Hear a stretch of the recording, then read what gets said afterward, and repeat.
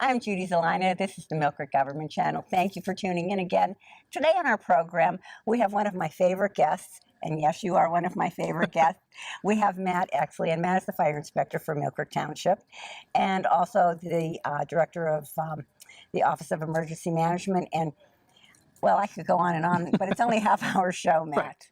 Thank you for joining us. Sure, thanks for having us. Today we're going to talk about fire safety, very, very important subject, but also we're going to have fun on the show today. We're going to be talking about fire extinguishers, how to correctly use them, and that's what Matt's going to do. He is going to show me exactly how to use a fire extinguisher. We're going to call that Fire Extinguisher 101. That's right.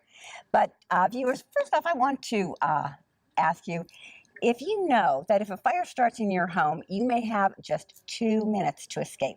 And the most effective way to protect yourself in your home from fire is to identify and actually remove fire hazards, correct? Absolutely. That's our primary objective, is to prevent those things from happening before it happens. Once you have a fire in your home, that's certainly not a fun time. So we want to take steps to be able to prevent those from happening in the first place. One of the top things, of course, is education. Absolutely. And we do a great job when it comes to kids in schools, especially in the elementary ages, but we don't get as much cooperation when we get into the older, even teenagers, and especially us as adults. We seem to forget that we need fire safety education as well. As adults, we're concentrating on our careers, we're concentrating on getting homework done with the kids, we're concentrating on paying bills, all these other things. And sometimes we forget those simple things that we can do to make our lives safer. One of the things that we talk about is, and you and I have talked about, is a plan, and an emergency plan. How do you go about implementing that? Well, it can be as simple or as complex as you want. The famous saying is, plans are nothing, planning is everything. Exactly. So the piece of paper, not a big deal. We're never going to probably look at it again. But sitting the family down around the table, the supper table, talking about what we would do in an emergency, and that's not even just fire emergencies, that any emergency. And then you also have to practice those. Now, you have had personal experience on different situations when you've gone to a fire and you have the firemen putting the fire out, and you've seen some of the mistakes that happen when they don't have an escape plan for family or children, right? Right. I mean, personally, one put me at risk, and I want to go home to my 4 kids at the end of the day as well. But we searched for this little boy time and time and time again, and we were really putting our crews to the limits. And we so thought you were in the burning structure, we were in trying the to burning find building. this child. Yep. When we got there, the parents came to us and said, we can't find our 5-year-old little boy. So we were looking feverishly for this little boy, and somebody just happened to walk around the back of the house and find that he had gotten out of the house safely this whole time and was sitting on the back swing set swinging. And he just hadn't followed his, actually his family didn't have a escape plan, and they didn't go to their meeting place. So there you go. You don't even stop and think, why do I need an escape plan? But there you have it. And it's really not only for the safety of family members, but also for the fire departments, the fire inspector, anybody going in there, so you don't risk your life. Absolutely. And if you don't have a plan, whether it be a fire plan or a tornado plan or anything like that, you're essentially putting one of our responders' lives on the line because you didn't have planning. Okay. Another thing I want to talk about too, fire hazards in the home. There are a lot of things in our home that are fire hazards that we don't even stop and realize that they could be a problem, right? Absolutely. And I'm just as much at risk as you are, or any of us are. But we need to kind of take a look at our homes, see what we can do, what we can't. We ran into a situation today on an inspection where a young lady had several candles lit in her apartment. And normally that would be no problem, but she ran out real quick to take the dog outside. And when we came in, there's a candle that's really close to the wall and paper, and it's pretty high. It could have easily caused a fire. And it was just something she just didn't think about. She was just going to run outside real quick, take the dog out, and we happened to walk in and find that. I like my candles, and we've talked about that, and he bears with me. He knows that I do. But really talking with you, Matt, I am more conscious of where I do place them. I make sure they're not near a curtain. And if I do in the summer, for instance, you've got windows open, curtains could be blowing. So you have really helped me realize different things like that with candles is one thing. What about extension cords? Extension cords is another one, and we're getting into the winter season. Right. Space heaters, having space heaters, you want to make sure that you have 3 feet around the entire space heater. You want to never use an extension cord to plug those in with. The length of the cord is there for a reason. They can easily overheat or trip somebody and get knocked over. We once had an incident where somebody had a space heater, they left it on while they went away, and they had proper clearance around it, but they had animals out, and the dog knocked it over, and it literally burnt a hole straight through the floor and was hanging into the basement when we got there. So you just need to kind of think about those things when you're going to use them. If used properly, they can be used fine, but you have to be able to use them properly. Okay, I used to use, and I don't now though. I used to use. Tell me how much of a fan you are of those big receptacle. What am I thinking of? You know, the different receptacle holders, like it's that big, and you can fit like 6 of them in there right on the wall. Yeah, Oh, those are handy dandy. they are handy by all means. more. And you know, all of us are guilty of it at one point or another. But it's education. It is, and it really depends on what you plug into it too. For example, you know, if you have a computer and you're using a power strip, you're using it to its correct manufacturer recommended specifications, then you're fine. You start plugging in power strip into power strip into power strip, or you have a power strip and you put one of those octopus plugs in there, and now you have 2 TVs and a DVD player and all that kind of stuff plugged into it. Now you're asking for trouble. What about cooking? You see a lot of mishaps with cooking, correct? Yeah, absolutely. And you know, bigger than cooking, you know, we have a lot of, we call them culinary disasters. We see a lot of culinary disasters. I have a lot of culinary disasters too. Yep. And so we get called to a lot of fire alarms for things like that and whatnot. And you just really need to use common sense. But even more important than the actual culinary disaster is we find a lot of people that go in and take out the batteries of their smoke detectors because, you know, burning toast sets them off or whatnot. And our response to that is the smoke detector is doing its job. It's sensing something that's burnt and you know, maybe even a little bit too close to something. But instead of unplugging the battery or taking it down, move it to another location. All right. Make sure that it's still operational. It doesn't necessarily have to be right above the stove or right outside of the bathroom, for example. Move it, get it into a better place, and then it can still protect your family. Okay. That's one thing I do want to talk about now. I do want to talk about smoke alarms. They save lives. They just save lives. They Now, do. what I want to ask you there are some I don't want to say rules, but some procedures we should follow with our smoke alarms. Do they last forever? They don't. The average smoke detector, if you replace its batteries or if you get one of the 10-year lithium ones, they last 10 years. So the new smoke detectors that are coming out, you literally plug the battery in at the beginning, you test it every month, you don't have to worry about replacing the batteries. But if it doesn't work when you test it, or after 10 years, you just throw it in the garbage and get a new one. I think that's great. I mean, it really is, because we're a generation, we're always in a hurry, people are busy. I'm not going to stop and remember to change the battery Absolutely. in my smoke detector. Where should I place smoke detectors in my home? Well, we recommend at least one per floor. Okay. One outside of a sleeping area. So if you have a hallway with 3 or 4 bedrooms, you need one there. And then you also need one inside every bedroom. Okay. Now, in the case of a fire, planning for a disaster like this is very important. What are some tips? Now, we were talking about an escape plan for our viewers. Say they're going to sit down with the family. What are some tips? What should they have implemented? Well, you should plan for at least 2 ways out. Make sure that you always have 2 ways out of each room, whether that be a window and a door, front door and back door, whatever it is. Always have 2 ways out. And then secondly, on top of that, you want to make sure that you have a meeting place so that we know where we're going. All right. And that way everybody can get together and we know that everybody's safe as well with that. And the biggest part of that planning process is practicing it. My kids at home, we practice it a million times. My 4-year-old, since he was 2 years old, has known that when the smoke detector goes off, he gets on his hands and knees, crawls out the front door, and meets at the tree in the front yard. Stop right there. Why does he crawl out? Well, that's a good question. You tell me. Well, because of the smoke. That's right. All right. Smoke and heat rise. Exactly. So the good air is down at the bottom, the bad air is up top. And so when we get out of bed, for example, and we're practicing our emergency plan, one of the most common things that people do is they sit up in bed if you hear the smoke detector. You would just jump up and jump out of bed. And now your head's right in the smoke. Okay. And 1 to 2 breaths of toxic smoke can render you unconscious. So you want to make sure that if you hear the smoke detector and practice this, is you roll out of bed. All right. Even if you might get hurt, if you have hardwood floors or something like that, you know, getting a bump or a bruise is a lot better than sitting up and dying because you breathed in smoke.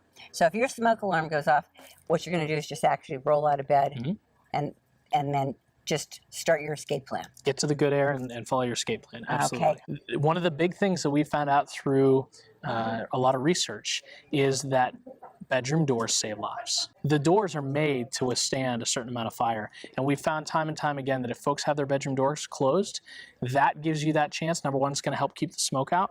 Your smoke detector in your hallway is going to go off and wake you up.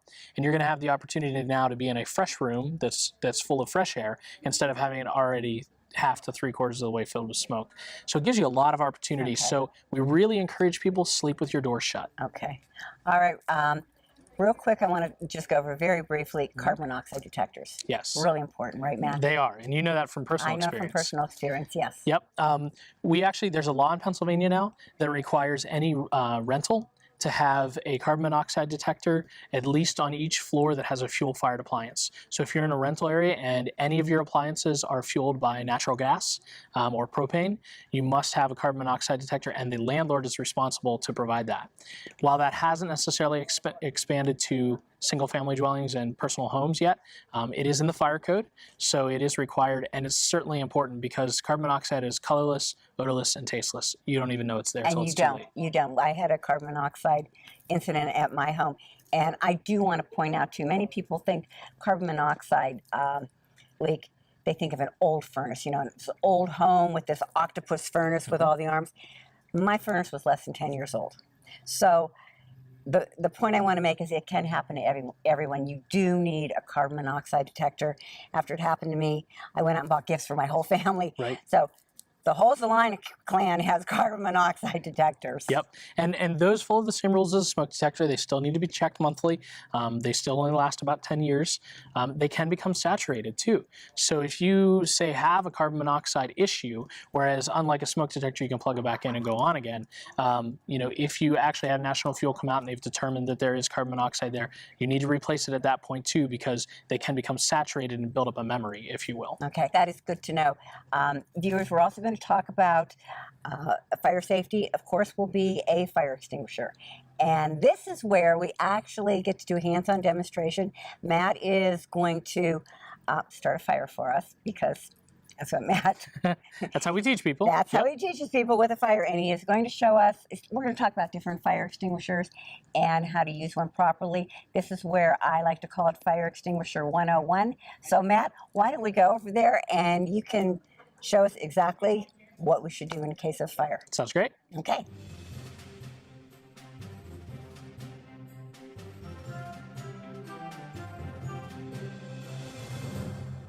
Okay, Matt, you've got some fire extinguishers here in front of us. And the one question I want to ask, some of our viewers out there may be thinking, do I really need a fire extinguisher? Well, not unless you don't want your house to burn down. I think you absolutely need a fire extinguisher. Okay, but if I go to buy one or get one, there's different types, isn't there? There is, and that's a very good question because, not all fire extinguishers are built the same. The fire extinguishers that we like to see are made by a reputable company. You can buy them at any of the hardware places or big mega marts or anything like that. What we like to see on a fire extinguisher, and this is an example of one, this is a smaller one, is we like it to be metal if it can be, but there are plastic ones out there. We like it to be metal because there's a lot of pressure in here. The nozzle on it doesn't have to look like this. There are some that have the rubber nozzle like this. There are some that have just a little nozzle, metal nozzle on the end of it. Type? Okay. Yeah, that you can use. For your home, and we'll talk about this in just a minute, but you're going to want an ABC extinguisher. It puts out all the different types of fires, and we'll talk about those in just a minute as far as what those kind of fires are. Okay. Get a good brand name company that's out there. And actually, one of the things that a lot of the brand name companies do, and while they may be a little bit more expensive at the beginning, if you ever have to use them on a fire, a lot of those companies, if you get the fire department to sign a letter that says that you used it on a fire, they'll send you a brand new one for free. Oh, wow. Okay. All right. Now, you're talking about this particular extinguisher will fight all different fires.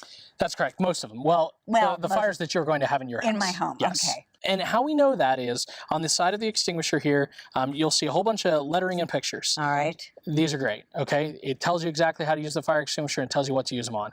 But I don't know about you, but when my house is burning down, I don't think that I'm in the right frame of mind to be reading anything.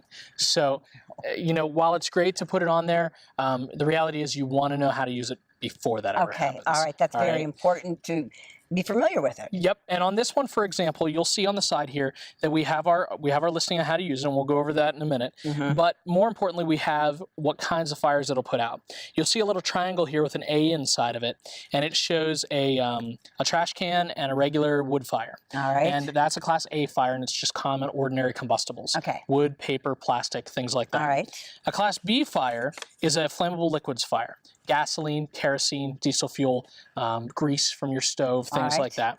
And a Class C fire is electrical equipment. All right. Now, one of the things about Class C fires is it's energized electrical equipment. This other fire extinguisher that we have in front of us here is a water fire extinguisher. And basically, it's literally that, water and air. And it puts out Class A fires very well. If the mulch around us were on fire, we could very easily put that out, and much safer for the environment than this. Because you know about mulch fires, don't you? Right, absolutely, yep. But I don't want to take this and spray it into an electrical box because I'm going to get shocked because the water will conduct electricity. Right. Okay. This has energized electrical equipment on it because the powder that's coming out of there, or the chemical that's coming out, does not conduct electricity. So I can spray this into an electrical box that's live all day long if I want, and it won't shock me. All right. All right. Taking a little step down, if I have a toaster that's on fire, all right, and it's plugged into the wall, I would need to use an ABC fire extinguisher because that toaster is energized. It's connected to the electric. All right. If I unplug that toaster, if I can unplug that toaster, now I can just use water on it because it's nothing more than plastic and metal and things like that. It's not energized any longer. That way, but you are right. You're correct. So it becomes a Class A fire. Okay. But this is the easiest to remember and purchase for your home because, again, you don't have to think about it. ABC. Yep. Okay. All right.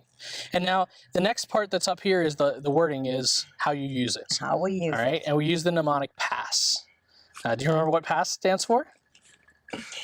PASS. Yes.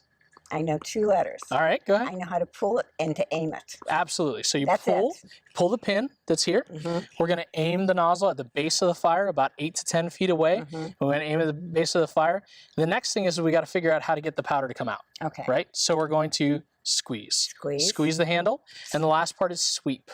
Now here's where a lot of people make their mistake with the sweep. Is if I take my 4-year-old and I take him home and I ask him to sweep the floor, how do you think he's going to do that? All over the place. Dust and dirt everywhere. Okay? If you or I sweep the floor, we do it very methodically and slow to get the dirt to where we want to go. And that's the same thing that you have to do with a fire extinguisher. When you're sweeping, you want to go nice and slow, back and forth, and we're literally trying to sweep the flames off of whatever it's on. All right? And you'll see that if you go really fast, it's not going to put the fire out. All right. All right? So pull, aim, squeeze, and sweep. Okay.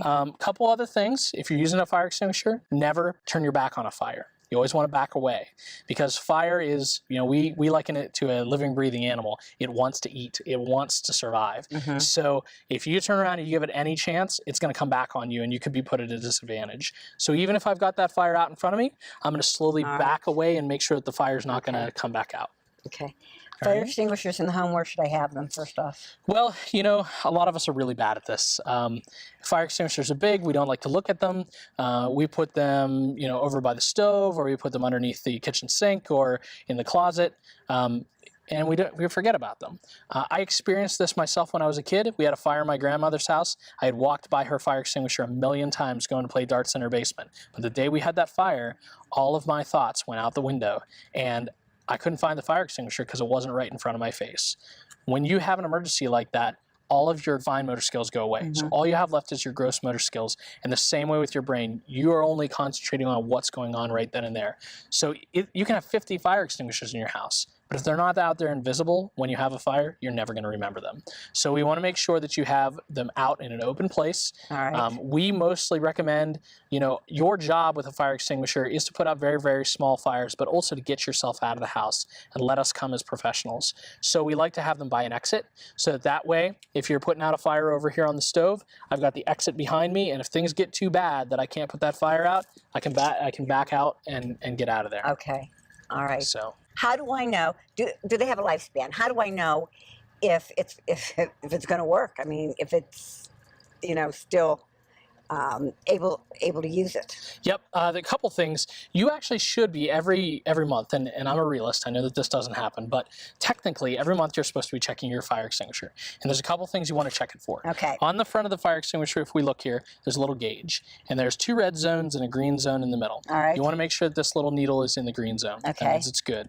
If it's either way, you want to have it checked. All right. The second part is take the extinguisher and turn it upside down and go back and forth, and you'll actually be able to feel the powder moving around in there.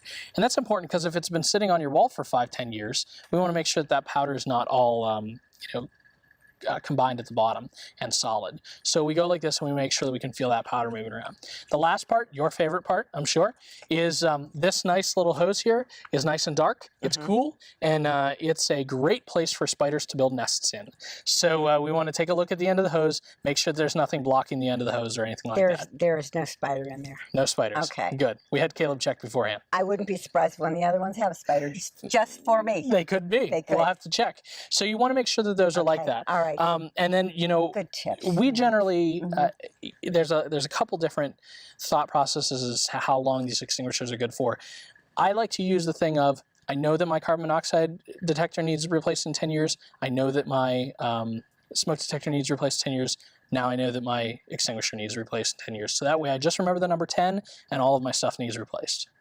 I say go buy everything the same day. You could. You could. Then you know. That's right. And you know what I think is very interesting? In 10 years, when you go to buy a new smoke detector or a new carbon monoxide detector, things have changed. They have made them easier. I can remember that my first carbon monoxide detector was so touchy and big and bulky. Now they're more compact. They're easier to test. You can just look at it at a glance that it's working. Absolutely. It still has life to it. And a lot of them too, if you have a home that you don't want to put a ton of stuff in, they have combination ones now too. They can do both smoke and carbon monoxide. Are those okay to use? Yeah, they can be. Just make sure that you get, again, a good reputable company. The only other thing that we like to see really big is interconnected alarms. And you can buy them now at like any of the hardware stores that have, they wirelessly connect to each other. We used to have to put in a detector here and a detector there and run wires through the ceilings and whatnot to connect them. Right. Now they can connect wirelessly to each other. And the big benefit of that is, say you have a big home and there's a fire in the downstairs closet, okay? It may be, if you're sleeping upstairs on the 2nd floor, it may be a long time until it may set off the smoke detector in the basement, but you're not going to hear that if you're sleeping. Even if the smoke gets to the 1st floor, you're still not going to hear that if you're sleeping. By the time the smoke gets all the way to that 2nd floor and sets off your smoke detector to wake you up, your house is already well involved in fire and smoke. I didn't know they had those out Yes. there like that, Matt. So now, if that detector in the basement goes off, the detector in the bedroom goes off too. Oh, I think that is great. That is really, really slick. So. Okay, so we're going to teach you how to use this. You're You ready? Yeah. All right. Yeah. So these extinguishers here are great. They do a great job of putting out fire. Not so great for testing and for Mother Nature because they do have a chemical in them. And it's a corrosive chemical. It's really nasty, but it does a fantastic job at putting out fires. Okay. All right. So, but we're at Asbury Woods, which ironically is, we do a lot of education for different companies and businesses, things like that. This is one of the places where we do this for their staff, so that everybody makes sure that they are educated in it. And we actually do the teachers for the Millcreek Township School District here as well. So we want to make sure that we protect the environment while we're doing these testing. Now, Matt, I did want to ask you too, when you're talking about different instructions, what if one of our viewers out there, they've got say their business or they have an organization, do they just get a hold of you and you'd be able to come out and give them a demonstration? Yeah, basically they contact the township building, ask for the fire marshal's office, and they'll either get a hold of myself or our assistant, Caleb Dixon, and we will schedule that, come out and go over that with the employees. Because again, going back to that prevention, if we have all the employees that know how to do that, we're taking some of that fire safety and putting it to good use. Okay. All right. All right. Now, and what Matt, the reason we're doing this demonstration is that Matt wants to prove a point that if I can put out a fire, anybody can. That's right. Exactly. Absolutely. I know it. I actually teach There's a method to your madness. with this extinguisher system. And again, we're not going to be using this one because it could harm the environment for us. And we don't have an actual fire going on right now. So we're going to use this extinguisher that's back here. And it's basically filled with air and water. But we have a specialized computer system over here that uses it for it. So you brought out the extinguisher that is as big as me. Pretty much, yes, exactly. But here's the thing, and I'm going to put some more pressure on you. I've taught 8 and 9-year-olds how to use fire extinguishers with this system. So we'll see how you do. All right. All right, so we'll move these over here. Okay. All right, now, remember, what are we doing with this? Pass. I am going to pull. Pull the pin. Mm-hmm. I am going to aim. Yep. I am going to something and sweep. Squeeze and sweep. Squeeze and sweep. Yep. You gotta get the stuff out somehow. Okay, fine. All right. So we're gonna take the extinguisher. We're gonna bring it over here. All right. And Caleb's gonna light us a little bit of a fire over here. Okay. All right. So now when he lights the fire, this is propane, and it's on a water base, so we're environmentally friendly here. Okay. You are going to first, before you do anything else, oh my God, I have a fire. You're going to figure out whether you can put this fire out on your own or not. Okay? Is it small enough that you can put it out, or is it just too big? All right? So you need to make that assumption whether you can put it out on your own or not. This fire you can. Okay? So we're going to reach down here. We're going to pull the pin. Right here. Yep. It's the pin. You're going to pull it straight out. And this is pretty easy to do. It should be. Okay. But let me show you a little trick. All right? There's a wire. There's a tie on there. There is. And Caleb did this. It keeps it from going off in the back of your car or in your kitchen. And trust me, I've had that happen. It's not a good time. But one of the common things is if you look how this pin is in here, it's in between metal. All right. So most people do exactly what you just did. That's they what I grab did. a hold of it like this. Yeah. And no matter how hard I pull this, I can bend the pin and it won't come out. Thank you for watching me do that. So if I grab it under here. Okay. And now I pull the pin out, see how that pin moves easier? All right. And all I'm going to do is pull it straight out and it'll break this. So I'm just holding it here. Just down there. Pull straight out. You got it. There you go. See how much easier that was? That was. All right. So we're going to grab the nozzle. And I'm going to... You're going to aim. And you're aiming right here at the base of the fire, right down here. Okay. We're going to squeeze. And we're going to sweep back and forth. Nice and slow. All right. And your fire's out. Okay, and my fire's out. And now what do we do after we have the fire out?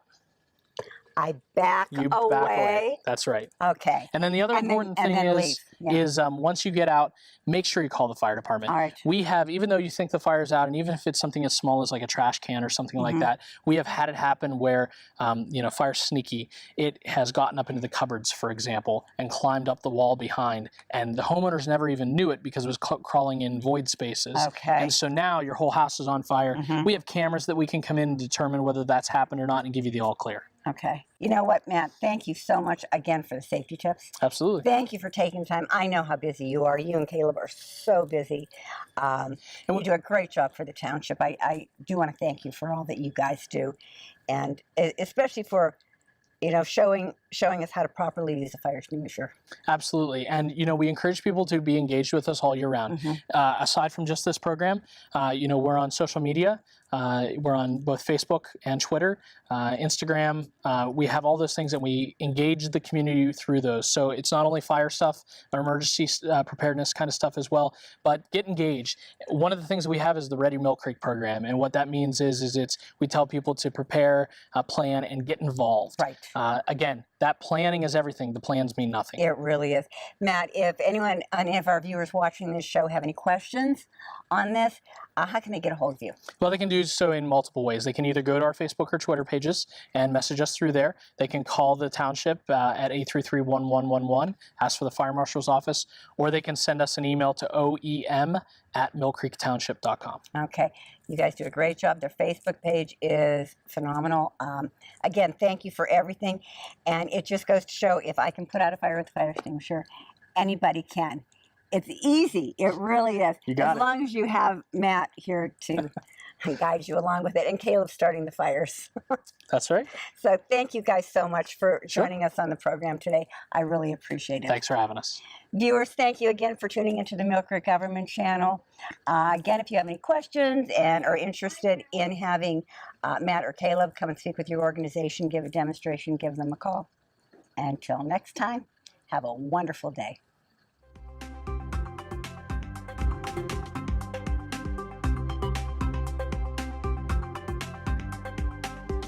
You're watching the Millcreek Government Channel, powered by WQLN Public Media.